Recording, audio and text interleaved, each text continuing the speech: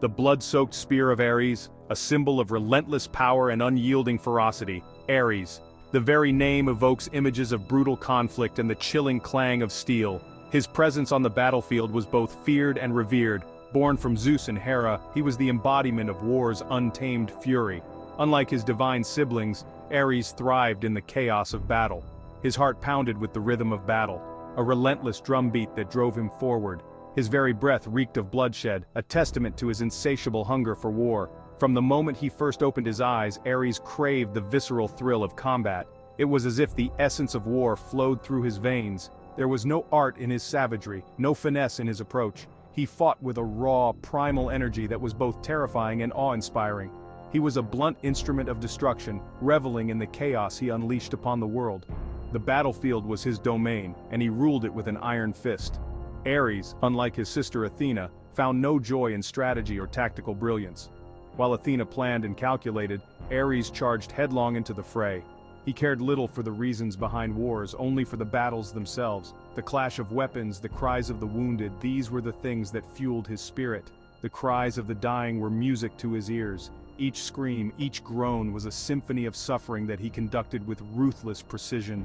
The sight of blood, an intoxicating elixir, it was the lifeblood of his existence, the very thing that gave him purpose. He was a force of nature, as uncontrollable as a raging storm, and just as destructive.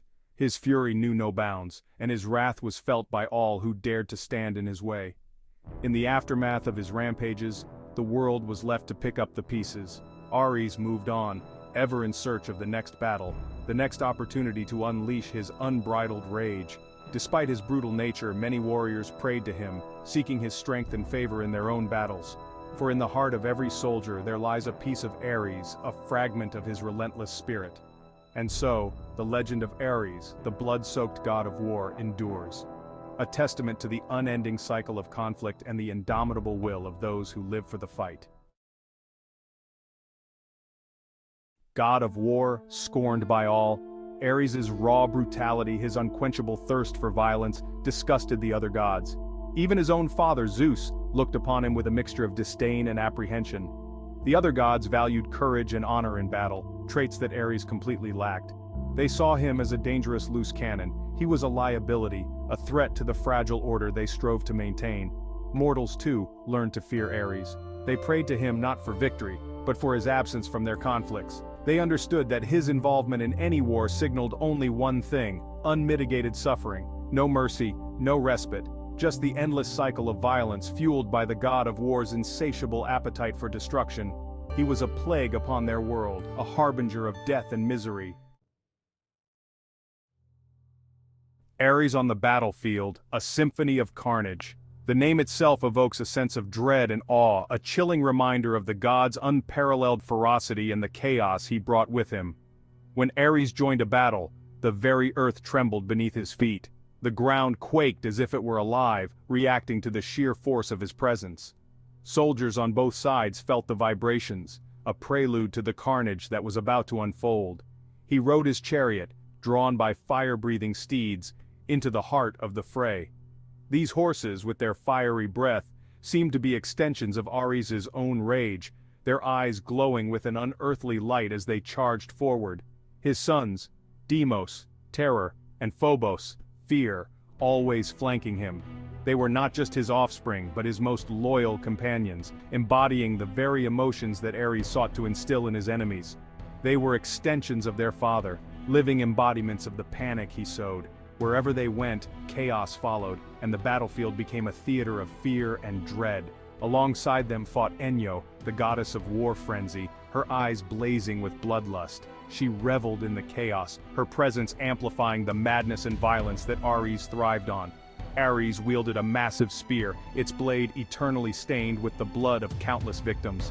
This weapon was not just a tool of war, but a symbol of his insatiable thirst for battle and conquest. His laughter echoed across the battlefield, a chilling counterpoint to the screams of the dying. It was a sound that struck fear into the hearts of even the bravest warriors, a reminder of the god's merciless nature. He fought with the unrestrained fury of a rabid animal, caring little for his own safety or the lives of those around him. His movements were wild and unpredictable, a whirlwind of destruction that left no one unscathed. To witness Ares in battle was to witness the very essence of war distilled into its most primal and terrifying form. It was a spectacle of raw power and unbridled aggression, a symphony of carnage that left an indelible mark on all who beheld it. The battlefield, once a place of strategy and honor, became a stage for Ares' brutal performance, a testament to the god's relentless pursuit of victory at any cost. The fall of Ares, a mortal's triumph. However, Ares' arrogance would ultimately be his downfall.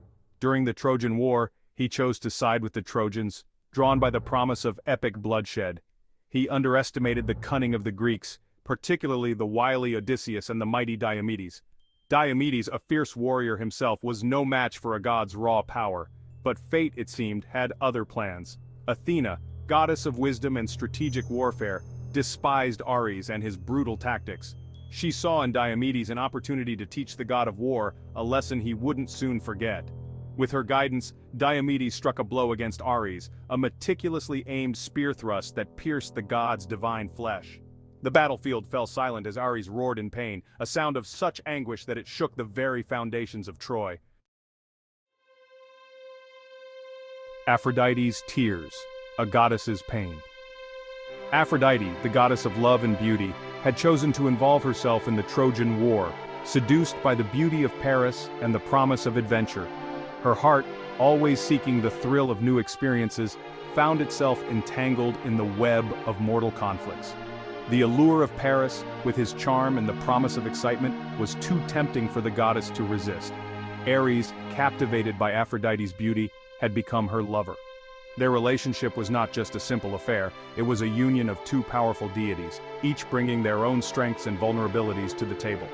Ares, the god of war, was known for his fierce and unyielding nature, yet he found himself softened by Aphrodite's enchanting presence. Theirs was a passionate, tumultuous affair, a whirlwind of desire and conflict. Their love was marked by intense emotions ranging from fiery passion to deep sorrow. They were often seen in the throes of both love and argument, their relationship a testament to the complexities of divine love. Despite his brutality, Ares possessed a certain raw magnetism that Aphrodite found irresistible. His strength and warrior spirit were qualities that drew her to him, even as they often found themselves at odds. Aphrodite admired his courage and the fierce determination that defined him, qualities that complemented her own softer, more nurturing nature.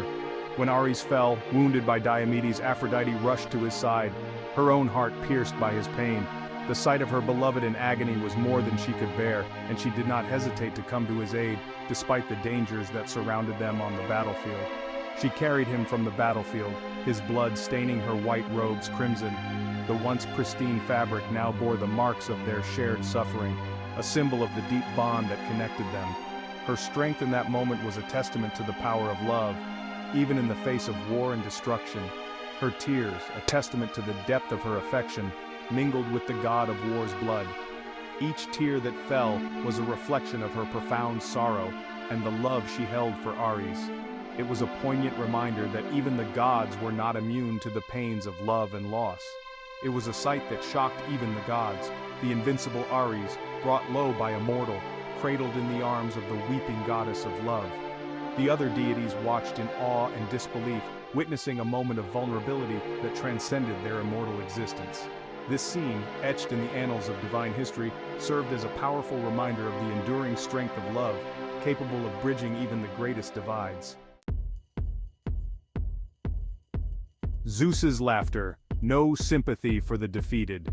News of Ares' defeat reached Mount Olympus, carried on the wind by Hermes, the messenger god. The gods gathered, eager to hear the tale of the god of war's humiliation. Their reactions were a mixture of amusement and thinly veiled contempt. Ares, who reveled in the suffering of others, now found himself the object of their ridicule. Zeus, though technically Ares' father, felt no sympathy for his disgraced son.